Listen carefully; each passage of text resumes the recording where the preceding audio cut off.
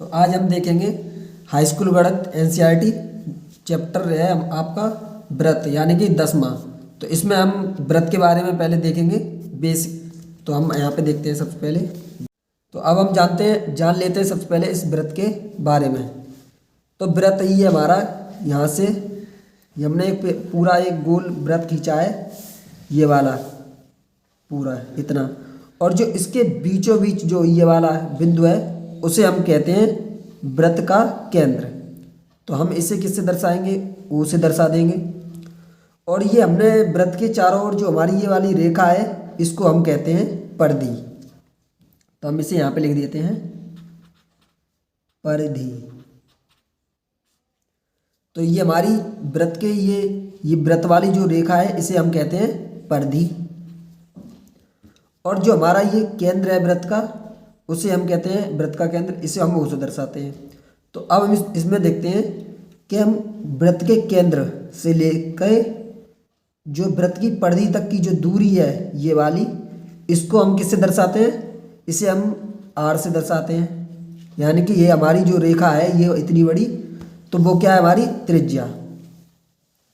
यहाँ पे लिख लेते हैं त्रिज्या। जो हमारी ये वाली रेखा है ओ से लेके परिधि तक की दूरी को हम क्या कहते हैं, त्रिज्या कहते हैं। और इसी में क्या है कि जो हमारी ये त्रिज्या यहाँ पे एक नहीं होती है, मतलब पूरे व्रत में कई सारी त्रिज्या हो सकती हैं। जैसे ये वाली भी त्रिज्या हो गई यहाँ से यहाँ तक, ये वाली भी त्रिज्या हो गई यहाँ से। जो मतलब ये व्रत का केंद्र से लेके परिधि तक की दूरी को हम क्या कहते हैं, त्रिज्या कहते हैं। और इसे हम आर से दर्शाते हैं इसको। तो अब हम इसमें देखेंगे, एक हम यहाँ पे एक और व्रत बना लेते हैं। यहाँ पे थोड़ा गोल नहीं है इसका, मान लेते हैं इसका केंद्र ये है, इसका केंद्र से को हम ओ से दर्शाते हैं व्रत के केंद्र को। तो जो हमारी देखो व्रत यहाँ से परिधि से लेके और केंद्र से होती हुई जो रेखा जाएगी, व्रत के केंद्र से होती हुई जो रेखा जाएगी पूरी, तो हम इसको कहते हैं व्यास। इस वाली रेखा को कहेंगे व्यास। अगर हमारी यहाँ से यहाँ तक की दूरी यानी कि ओ से लेके परिधि तक की दूरी हमारी क्या होती है, त्रिज्या। और हम यहाँ से और यहाँ तक की दूरी हमारी क्या हो जाएगी, ये त्रिज्या। तो एक आर ये और एक आर ये, तो हम इन दोनों को जोड़ेंगे तो हमारी हो जाएंगी 2r। यानी कि जो हमारा व्यास होता है वो त्रिज्या का 2 गुना होता है। तो हम इसे लिख सकते हैं 2r बराबर d। तो यहाँ पे देखते हैं जो हमारा व्यास है हम उसे किससे दर्शाते हैं, उसे दर्शाते हैं d से, जो हमारा ये वाला व्यास है। इसमें हम कई सारे व्यास खींच सकते हैं, पर वो जो हम व्यास खींचेंगे वो व्रत का जो केंद्र है वो उसी से होकर जाना चाहिए पूरा यहाँ तक, दूसरी परिधि तक जहाँ से लाएंगे व्रत की परिधि से खींचेंगे और व्रत की परिधि पर ही रोकेंगे। और वो आना कहाँ से चाहिए, जो व्रत का केंद्र है वहाँ से। तो हम इसे कहेंगे व्यास। ये वाला भी हमारा पूरा हो जाएगा व्यास। और व्यास को हम दर्शाते हैं डी से और त्रिज्या को दर्शाते हैं हम आर से। तो यहाँ पे हम आर बराबर निकाल सकते हैं, आर बराबर जो 2 हमारा यहाँ पे गुणा में, तो d/2। तो हम यहाँ पे कह सकते हैं कि आर बराबर d/2। जो हमारी जो व्यास होता है वो त्रिज्या का 2 गुना होता है। अब इसमें हम देखेंगे, जो हमने इतना बता दिया आप सभी को, तो अब हम इसमें देखेंगे जो हमारा व्रत है उसका क्षेत्रफल कितना होता है। तो व्रत के क्षेत्रफल के बारे में जान लेते हैं थोड़ा। तो व्रत का क्षेत्र, यहाँ पे व्रत का क्षेत्रफल बराबर, व्रत का क्षेत्रफल का सूत्र तो आप सभी को पता होगा। तो व्रत के क्षेत्रफल को हम किससे दर्शाते हैं, एरिया से। तो यानी कि हम ए से दर्शाएंगे इसे। तो ए बराबर क्या होता है, पाई आर स्क्वायर। ये व्रत के क्षेत्रफल का सूत्र होता है पाई आर स्क्वायर। और ये तो हमारे पूरे व्रत का क्षेत्रफल हो गया। अब हम निकालेंगे परिधि का क्षेत्रफल। तो परिधि का क्षेत्रफल क्या होता है, यहाँ पे हम देख लेते हैं परिधि का क्षेत्रफल। परिधि का क्षेत्रफल, तो परिधि को हम किससे दर्शाते हैं, परिधि को इंग्लिश में हम बोलते हैं सर्कल। तो सर्कल यानी कि सी से दर्शाएंगे परिधि को। तो सी बराबर क्या हो जाएगा, 2 पाई आर। यानी कि हमारे परिधि का क्षेत्रफल का सूत्र होता है 2πr। तो अब हम जानेंगे इसमें स्पर्श रेखा। तो स्पर्श रेखा क्या होती है? तो इसमें हम यहाँ पे हमने लिखा है किसी वृत्त की स्पर्श रेखा वह रेखा है जो वृत्त को केवल एक बिंदु पर प्रतिच्छेद करती है। यानी कि हम यहाँ पे चित्र के द्वारा देखेंगे। यहाँ पे हम पहले एक वृत्त का चित्र बना लेते हैं। ये हमारा सही नहीं बना है थोड़ा। ये हमारा मान लो इसे वृत्त का चित्र बना दिया हमने यहाँ पे। तो जो हमारी किसी वृत्त यानी कि हमारे ये वृत्त है, स्पर्श रेखा वह रेखा है जो वृत्त को केवल एक बिंदु पर, यानी कोई हमारा यहाँ पे मान लो एक बिंदु है, तो यहाँ से कोई स्पर्श रेखा गुजरी यहाँ से, तो ये यहाँ से गुजरती हुई जा रही है इस बिंदु से। तो हमारी जो पी क्यू एक बिंदु से गुजर रही है स्पर्श होती, तो इसे हम कहेंगे स्पर्श रेखा, स्पर्श रेखा। और जो हमारा यहाँ पे जो बिंदु है उसको बोलते हैं स्पर्श बिंदु, स्पर्श बिंदु। और ये हमारा वृत्त का केंद्र है, तो हम इसे ओ से दर्शाते हैं। अब इसमें देखेंगे जो हमारी ये वाली रेखा है इसको हम कहते हैं स्पर्श रेखा। और जो यहाँ पे जिस बिंदु को प्रतिच्छेदित यहाँ पे दिखा है एक बिंदु पर प्रतिच्छेदित करती है, तो जो ये वाला बिंदु है इसे हम कहते हैं स्पर्श बिंदु। अब हम देखते हैं स्पर्श रेखा के बारे में थोड़ा और जानेंगे। तो जो हमारी स्पर्श रेखा होती है, तो इसके बारे में जो वृत्त है यहाँ पे हमारे वृत्त के एक बिंदु, वृत्त के एक बिंदु, हमारा ये वाला बिंदु है, बिंदु पर एक और एक स्पर्श रेखा होती है। अब यहाँ पे समझते हैं जो हमारी ये वाली जो बिंदु है स्पर्श बिंदु, तो वृत्त के एक बिंदु पर एक और एक स्पर्श रेखा होती है। यानी कि हम इस पर केवल एक बिंदु पर, जैसे यहाँ पे हमारा एक बिंदु मान लेते हैं यहाँ पे, तो हम यहाँ से एक स्पर्श रेखा खींचेंगे, तो इस बिंदु पर हम केवल एक ही रेखा खींच सकते हैं, यानी कि दो नहीं। अगर हम इस पे दो रेखा खींचने की कोशिश करेंगे तो हमारा ये रेखा क्या है, प्रतिच्छेद करेगी। तो हम इसके बारे में देखेंगे, यहाँ पे छेदक रेखा के बारे में बताएंगे, तब ये वाला पॉइंट समझ में आएगा आपको। तो हमने आपको बता दिया कि एक बिंदु पर केवल एक ही स्पर्श रेखा खींची जा सकती है, वो भी जो हमने खींच दी है ये वाली। अगर आप इसके बाद और खींचना चाहेंगे तो ये गलत हो जाएगा यहाँ पे। अब हम देखते हैं छेदक रेखा क्या होती है। तो पहले हम यहाँ पे एक वृत्त बना लेते हैं। यहाँ पे हमने एक वृत्त बना लिया ये वाला। तो जो हमारी ये वाली रेखा है जो हमने इसमें वृत्त में खींची है ये वाली रेखा, तो ये वाली जो रेखा है जो हमारी इस परिधि पर और इस परिधि पर क्या कर रही है, प्रतिच्छेद कर रही है, यानी कि काट रही है। तो जो रेखा परिधि पर दो बार काटती है तो हम उसे कहते हैं छेदक रेखा। और स्पर्श रेखा हमने बता दिया आपको, स्पर्श रेखा केवल एक बिंदु को प्रतिच्छेदित करती हुई जाती है। और अगर दो बिंदु पर, जैसे हमने आपको बताया था यहाँ पे कि स्पर्श रेखा केवल एक ही बिंदु पर प्रतिच्छेदित करती है, अगर आप एक बिंदु पर दूसरी स्पर्श रेखा खींचेंगे तो आपकी स्पर्श रेखा नहीं खींचेगी। जैसे हम इस पर खींचेंगे ऐसे, तो ये हमारी रेखा कैसी हो गई, प्रतिच्छेद, ये हमारी रेखा हो गई छेदक रेखा। यहाँ पे देखते हैं ये इस पर भी काट रही है हमारी रेखा ये, और इस वाले भी काट रही है। तो हमने आपको बताया है कि छेदक रेखा दो बिंदुओं पर, मतलब दो परिधियों पर काटती है, एक इस वाले पर काट रही है और एक इस वाले पर, वृत्त के दो बार काटती है यहाँ पे, तो उसे कहते हैं छेदक रेखा। तो अब यहाँ पे हम देखते हैं नियम। ये हमारा नियम है, वृत्त के किसी बिंदु पर स्पर्श रेखा स्पर्श बिंदु से जाने वाली त्रिज्या पर लंब होती है। तो हम यहाँ पे एक चित्र के माध्यम से देखेंगे। तो यहाँ पे एक वृत्त बना लिया हमने। अब इसमें देखते हैं कि इसमें वृत्त के किसी बिंदु, यानी कि हमारा ये वृत्त का जो केंद्र है, यहाँ से हमने मान लिया यहाँ पे जो बिंदु है एक, कोई यहाँ पे एक बिंदु है, बिंदु पर स्पर्श रेखा इस वाले बिंदु पर स्पर्श रेखा हमने खींच दी। हमने आपको बताया है स्पर्श रेखा, ये हमने खींच दी स्पर्श रेखा y और ये x। स्पर्श रेखा, स्पर्श बिंदु जो हमारा ये वाला बिंदु है जो यहाँ पे बताया गया है किसी बिंदु, तो ये हमारा क्या हो गया स्पर्श बिंदु, स्पर्श बिंदु। और ये हमारी स्पर्श रेखा, स्पर्श रेखा।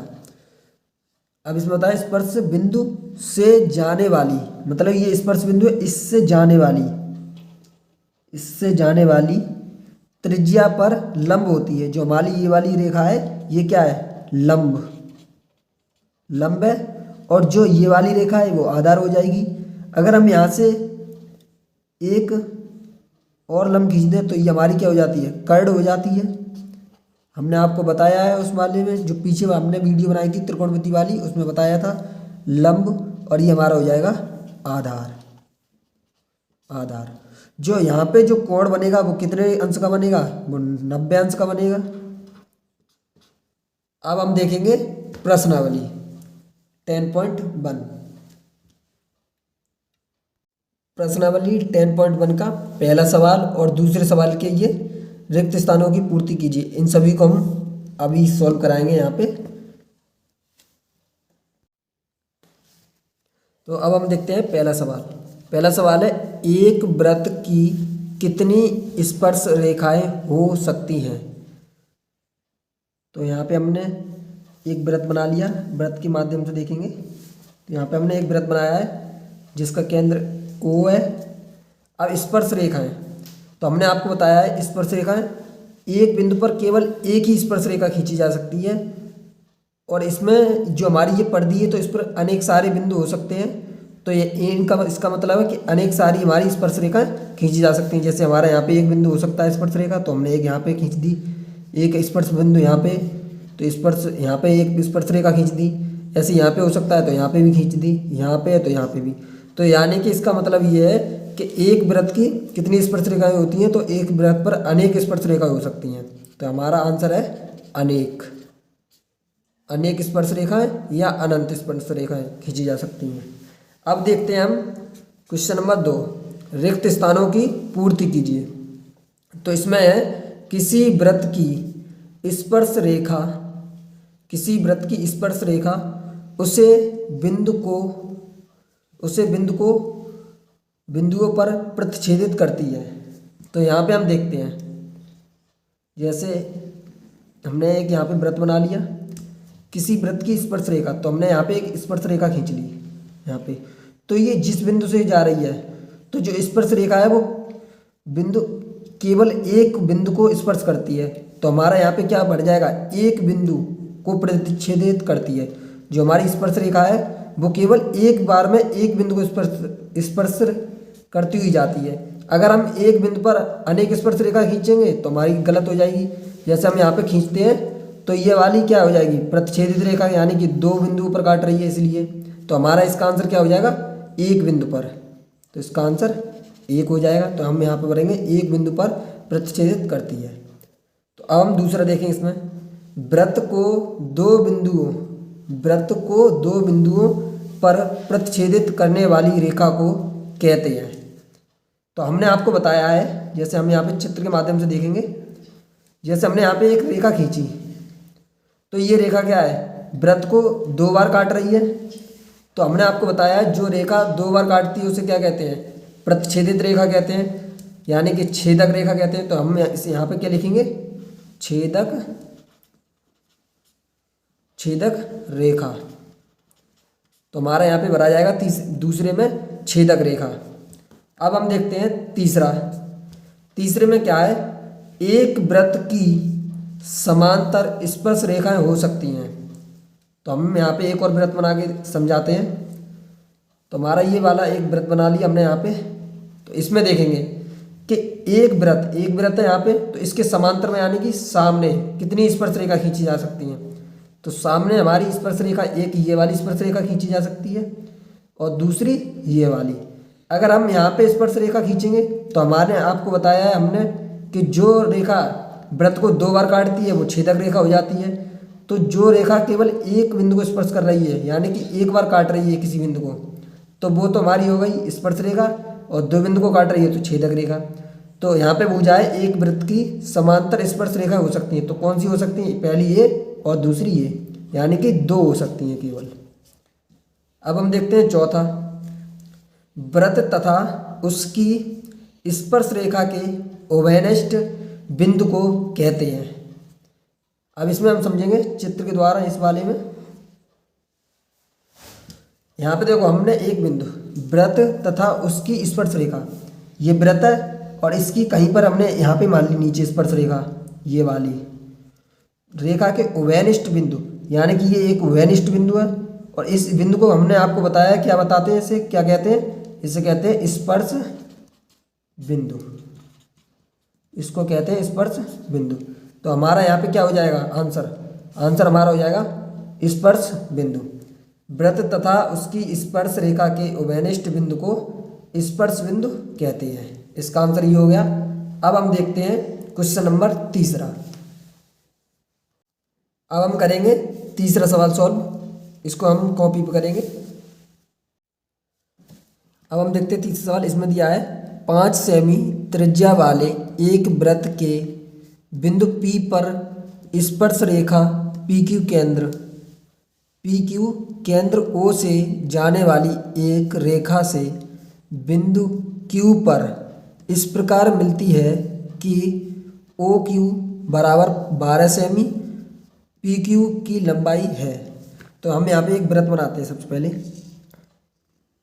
हमने यहाँ पे एक वृत्त बना लिया 5 सेमी त्रिज्या वाले, तो यहाँ पे हमने यहाँ पे एक त्रिज्या खींच ली ये वाली, और ये हमारा बिंदु है O, ये वृत्त का केंद्र O है। यहाँ पे 5 सेमी त्रिज्या वाले एक वृत्त के बिंदु P पर स्पर्श रेखा, ये बिंदु P है और ये वाला बिंदु P, यहाँ पे हम लिख दे रहे हैं बिंदु P, ये वाला, इस पर हम एक स्पर्श रेखा खींची है ये वाली, ये बिंदु P, और यहाँ पे क्या है केंद्र O से जाने वाली एक रेखा बिंदु Q पर इस प्रकार मिलती है, यानी कि यहाँ से एक हम रेखा खींचेंगे यहाँ पे, तो वहाँ कहाँ पे मिल रही है Q पर। यहाँ पे लिखा है O से जाने वाली एक रेखा है, O से जा रही है बिंदु Q पर इस प्रकार मिलती है, यानी कि यहाँ पे मिलती है कि OQ बराबर कितनी 12 सेमी। जो हमारी ये वाली दूरी है वो कितनी है 12 सेमी है, और 5 सेमी त्रिज्या, यानी कि हमारी जो त्रिज्या है वो कितनी है 5। तो हमसे पूछा है PQ की लंबाई, तो हमारी ये वाली लंबाई है यहाँ तक की, वो कितनी है। तो हमने आपको बताया है त्रिकोणमिति में को जो हम ये वाली जो रेखा है यहाँ पे हम चित्र बना लेते हैं, त्रिभुज यहाँ पे हमने बना लिया। तो ये वाली रेखा क्या होती है हमारी, ये होती है लंब, और जो सबसे बड़ी भुजा होती है उसे बोलते हैं कर्ण, और नीचे वाली जो भुजा होती है उसको कहते हैं आधार। अब हमने आपको बताया है पाइथागोरस प्रमेय से, ये वाला हमने सूत्र बताया है पाइथागोरस प्रमेय से। तो इसका सूत्र क्या होता है, कर्ण का स्क्वायर बराबर लंब का स्क्वायर प्लस आधार का स्क्वायर। तो हमारा यहाँ पे क्या दिया है, जो हमारी ये वाली सबसे बड़ी भुजा है वो कितनी दी है कर्ण, वो दी हमारी 12, तो हम 12 रखेंगे यहाँ पे, और स्क्वायर है तो हम इसका स्क्वायर करेंगे। ये हमारे एक सूत्र होता है पाइथागोरस प्रमेय वाला, तो इससे हम निकालेंगे आधार अपना नीचे वाला। और हमारा लंब कितना दिया है, यानी कि ये कितना दिया है 5, तो बराबर 5 का स्क्वायर प्लस, और हमें क्या आधार ज्ञात करना है, यानी कि PQ जो रेखा है इसकी लंबाई ज्ञात करनी है। तो हम आधार रखेंगे यहाँ पे, आधार का स्क्वायर हमने यहाँ पे निकाल ली इसको। अब यहाँ पे देखेंगे 12 का वर्ग, तो 12 का वर्ग कितना होता है, तो वर्ग निकालने के लिए हमें जैसे यहाँ पे 2 लिखा है तो हम 12 को 2 बार गुणा करेंगे, तो 12 बार कितने होते हैं 144 होते हैं। और 25 का वर्ग, ये हमारा 5 लिखा है तो 5 का वर्ग कितना होता है, तो 5 को हम कितने बार गुणा करेंगे, 2 बार, क्योंकि यहाँ पे 2 लिखा है, ऊपर 2 की घात चढ़ी है, तो 5 गुणा 5 कितना हो जाएगा 25। 12 का वर्ग कितना होता है 144, तो हम यहाँ पे लिखेंगे 144 बराबर 5 का वर्ग कितना होता है, तो 5 का वर्ग होता है 25, तो 25 प्लस आधार का स्क्वायर, आधार का स्क्वायर कर दिया। अब हमारा ये 25 है, इधर प्लस का है, उधर इधर 75 करेंगे बराबर के इधर, तो किसका हो जाएगा माइनस का, तो 144 माइनस 25, 40 माइनस 25 बराबर आधार का स्क्वायर, इतना कर दिया। अब इसमें से क्या करेंगे, 144 में से हम 25 को घटाएंगे, तो हम यहाँ पे लिख लेते हैं इसको, 144 में से 25 को घटाएंगे तो हमारा कितना बचेगा, हमारा बचेगा 119, हमारा कितना बचेगा 119 बचेगा, और बराबर में क्या, आधार का स्क्वायर, तो यहाँ पे लिखेंगे आधार का स्क्वायर। अब यहाँ से स्क्वायर हटेगा तो यहाँ क्या चढ़ेगा, अंडर रूट चढ़ेगा, तो 1 से अंडर रूट 119 बराबर आधार, आधार। तो यहाँ पे देखते हैं कि 119 का वर्गमूल कितना होता है, तो 1 से 19 का वर्गमूल होता नहीं है, तो हम इसका अंडर रूट में ही रखेंगे, तो हमारा आधार कितना निकल के आया है 119, तो यही हमारा आंसर है। अब हम देखते हैं चौथा सवाल, अब हम देखते हैं चौथा सवाल। इसमें दिया है एक वृत्त खींचिए, तो हम पहले एक वृत्त बना लेते हैं, हमने एक वृत्त बना लिया, और एक दी गई रेखा के समांतर 2 ऐसी रेखाएं खींचिए। एक रेखा दी गई है इसमें पहले से, ये वाली रेखा कोई मान लो इसे x, इसे y मान लो, कोई रेखा दी गई है पहले से ही, रेखा के समांतर 2 ऐसी रेखा खींचिए, मतलब 2 रेखा और खींचनी है हमें कि उनमें से एक स्पर्श रेखा हो। स्पर्श रेखा हमने बताई है आपको को, ये एक स्पर्श बिंदु से होकर जाएगी। अगर हम इसको बीच में स्पर्श रेखा खींचेंगे तो वो हमारी कैसी हो जाएगी, छेदक रेखा हो जाएगी, क्योंकि वो 2 बिंदुओं पर काटेगी वृत्त को। यहाँ पे क्या है, एक स्पर्श रेखा हो तथा दूसरी छेदक रेखा हो, तो दूसरी छेदक रेखा हो तो हमारी कौन सी हो जाएगी, छेदक रेखा, यहाँ पे खींच देंगे हम दूसरी। तो हमने आपको बताया छेदक रेखा 2 बिंदुओं पर काटती है, तो दूसरी वाली हमारी छेदक रेखा हो गई। यही हमसे पूछा है और यही हमारा आंसर है।